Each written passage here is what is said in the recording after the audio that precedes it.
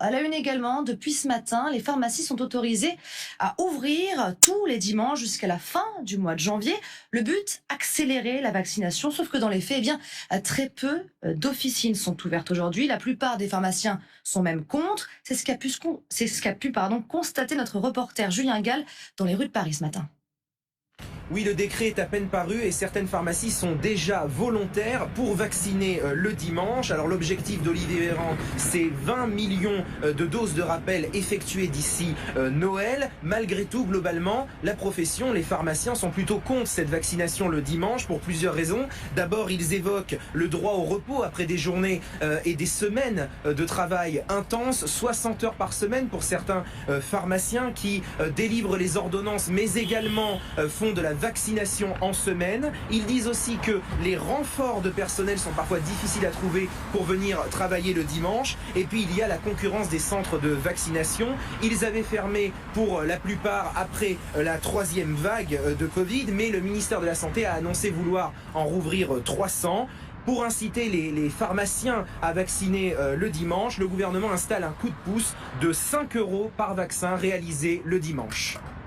Alors, vous l'avez entendu, de nombreux pharmaciens dénoncent notamment le manque de moyens, mais aussi une fatigue suite à ces différentes crises. Et justement, on va écouter le témoignage d'un pharmacien recueilli par Julien Gall ce matin.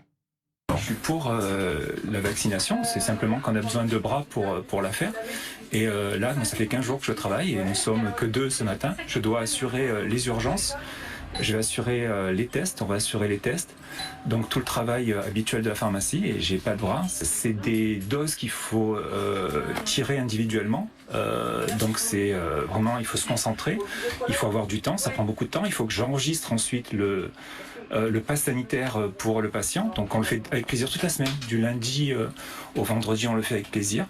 Mais là, on est un petit peu moins nombreux le dimanche, donc on ne pourra pas le faire ce dimanche. On ne pourra pas le faire.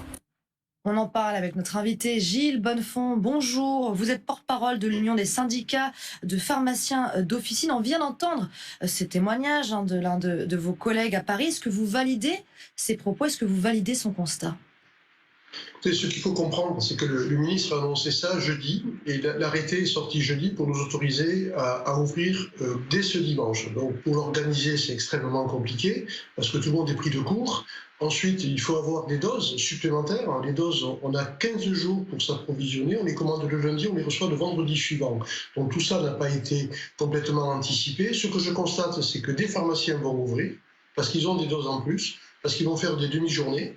Et on est en train de travailler avec le cabinet d'Olivier Véran pour voir comment on peut plus facilement embaucher des étudiants ou éventuellement travailler en commun avec des infirmiers, avec des médecins volontaires pour renforcer le nombre de bras à l'officine. Car actuellement, c'est compliqué d'ouvrir et un manque de personnel? Oui, on est fatigué depuis 2 ans. On a injecté 4 millions de vaccins contre la grippe, soit 17% de plus que l'année dernière. On fait 780 000 injections de vaccins contre la Covid que en pharmacie. On est les plus gros pourvoyeurs de vaccins au niveau de la ville, et on fait 3 millions de tests antigéniques. Donc ça fait quand même beaucoup de travail qui est concentré sur l'officine, et donc on demande du renfort. On veut bien sûr donner ce coup de main, parce que c'est important de se protéger avant les fêtes, notamment les plus de 65 ans qui ont l'immunité qui baisse. Ça, on n'a pas de problème avec ça, mais à un certain moment, il faut nous faciliter la possibilité d'avoir des renforts à l'officine le dimanche. Nous, le samedi, on n'est pas de garde, on travaille normalement. Le dimanche matin, le dimanche après-midi, avoir des médecins, des infirmiers, des étudiants en ayant des facilités pour pouvoir les faire venir, c'est ce qu'on est en train de voir avec le cabinet pour continuer, sachant que c'est le premier dimanche. On en a jusqu'à fin janvier à faire des efforts. Donc, on va petit à petit s'organiser et on va regarder les conditions d'organisation dans les pharmacies volontaires. Et ceux qui ne peuvent pas le faire, ils font déjà beaucoup.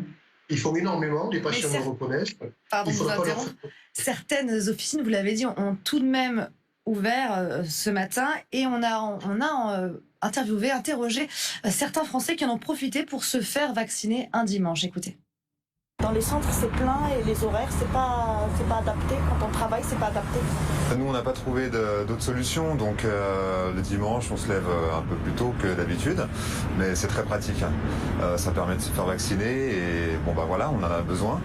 Donc voilà, 3e dose pour nous. Alors c'est vrai, quand on entend ces témoignages, est-ce que vous vous dites qu'il fallait malgré tout en passer par là, en attendant en tout cas que de nouveaux centres soient ouverts, même si c'est difficile pour vous aujourd'hui?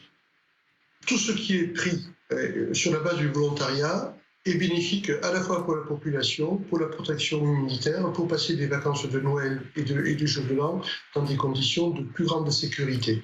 Donc, on continue à mobiliser, à s'organiser avec le ministère. Donc, des pharmaciens continueront à ouvrir d'autres dimanches.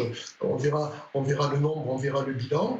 Moi, je sais qu'à la pharmacie, cet après-midi, il y aura 60 vaccins qui seront injectés à la fois des 3e doses, mais également des premières doses, ce qui est aussi quelque chose qui est très encourageant, ça prouve que les messages passent. Et puis les tests antigéniques, je voudrais donner un conseil pour les tests. Quand on est symptomatique, il faut se dépister le plus rapidement possible et les tests sont pris en charge, continuent à être pris en charge, sauf pour les patients qui ne sont pas vaccinés et qui n'ont pas d'ordonnance et qui sont adultes. Pour tous les autres, c'est pris en charge.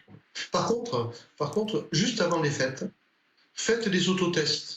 Si vous n'êtes pas symptomatique, faites des autotests avant les réunions familiales. Merci. Ils sont disponibles en pharmacie, ça permettra d'éviter les clusters. Merci beaucoup pour le conseil, le message est passé. Merci Gilles Bonnefond d'avoir été notre invité.